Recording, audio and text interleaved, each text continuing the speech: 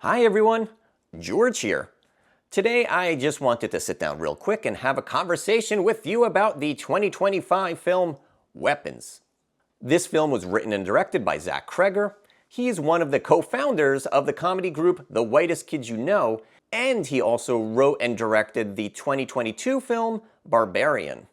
This film stars Julia Garner, Josh Brolin, Benedict Wong, Amy Madigan, Alden Ehrenreich, Carrie Christopher, and Austin Abrams.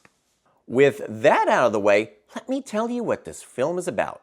The film opens on a small Pennsylvania town. One night, every kid but one from a single third grade class goes missing. It appears that all these children just got up and ran out of their homes completely on their own. A confused and angry community blames the class's teacher, and from here on out, we follow multiple characters living in the aftermath of this curious tragedy. With each and every scene, we get closer and closer to uncovering the mystery that has plagued this small town. Real quick, I'd like to note that there will be spoilers in this video, but I marked it down in the chapters below, so you can easily go on and skip ahead. And I will also give a verbal mention before we go into the spoiler section. Now, what makes this film so good is the fact that it doesn't focus on the incident itself, but instead it focuses on the trauma that the affected families and townspeople face. This film takes a novelistic approach, meaning it jumps between different characters and time as it slowly pieces together what actually happened. It does this so well that you genuinely enjoy each and every chapter of the film. And also, you're not disappointed when the screen cuts to black and a chapter ends. You're actually excited to see what happens in the next chapter, because then you get to see a new perspective from another character in this film. Usually when a movie or a story is broken up into chapters like this, you walk away feeling like there were some characters or some chapters stronger than others, but that's not the case with this film, honestly. Each character is so well written in this film that I honestly can't say which chapter is stronger and which chapter is weaker. Each character and their stories honestly are just written that good. They're written so well that when you get to the final chapter and the fragmented story sort of all comes together, you feel like Zach Cregger is rewarding you for sticking around and watching his story unfold before your eyes. Julia Garner plays the depressed, scared, and confused teacher perfectly. She's vulnerable, quirky, and desperate to figure out what exactly happened to the kids in her class. Josh Brolin plays one of the parents of the missing children, and you can see how this incident has really taken a toll on his relationship with his wife and his career. Benedict Wong wonderfully plays the principal who's just trying to tame an angry mob of parents while amazingly manage a middle school.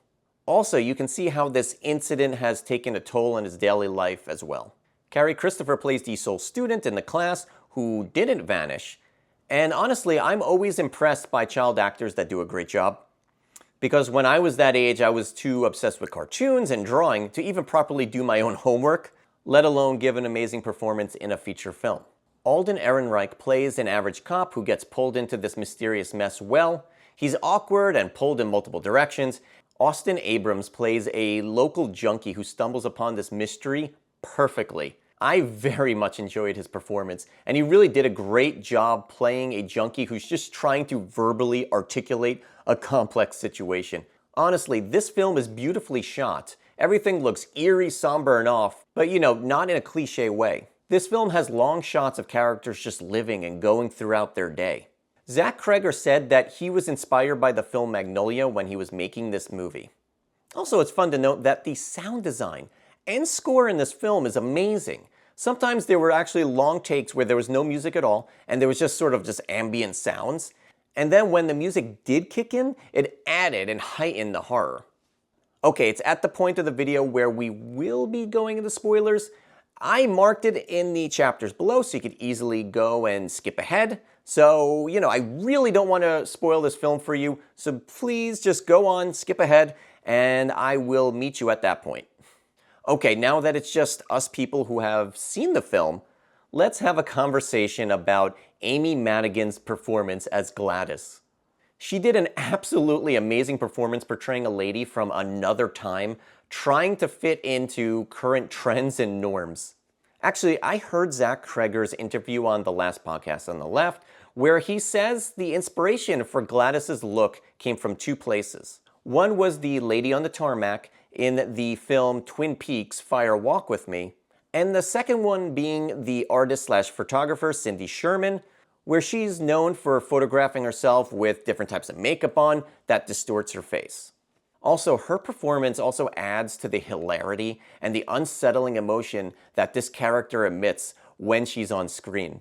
We, of course, come to learn that she is in fact responsible for the disappearance of all the children, and her motive is actually quite simple. She puts people in a trance or a controllable-like state that allows her to live longer.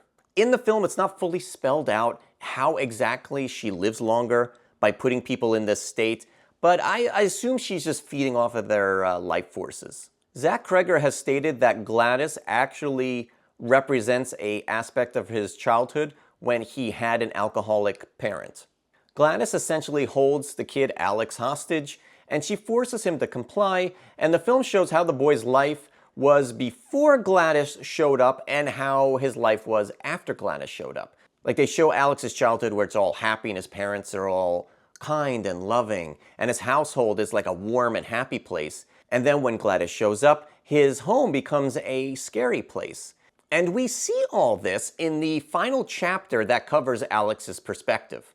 In this chapter, the whole story comes together and everything for the most part makes sense. And this chapter leads into a very fun and final resolution. Oh, hello there. Welcome back to the non-spoiler section of the video. From this point on, there will be no more spoilers in this video. So welcome back. The other thing about this film that I forgot to mention is just how funny this movie is.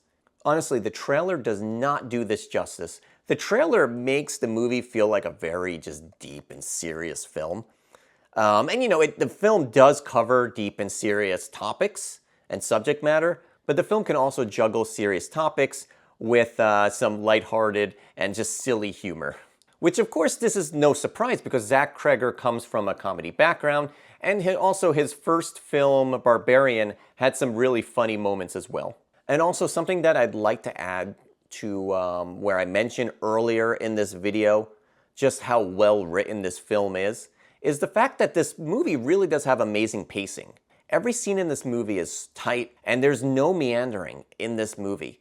If you are watching a scene in this film, it is either giving you more insight or depth to one of the characters in the film, or it is moving the story forward. And this is exactly why this film really does not feel like it runs 2 hours and 8 minutes long. Honestly, this movie just goes by real quick. You do not feel its length at all. Not that that's too long of a movie, but there are some movies that are shorter and you actually really feel it feels like it's like super long film because the way it's written. But this movie is just so well made.